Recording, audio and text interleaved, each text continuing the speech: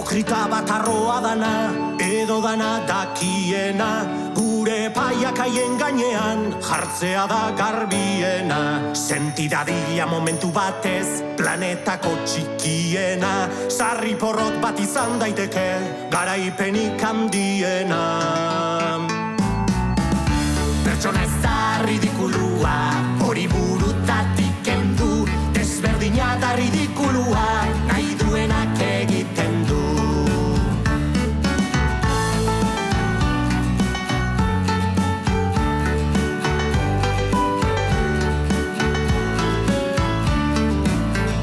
Porrot pertsonal baten izuak, sarri txutzen gaitugu, pentsatzen jarri eta zertako, pasain beste apuru.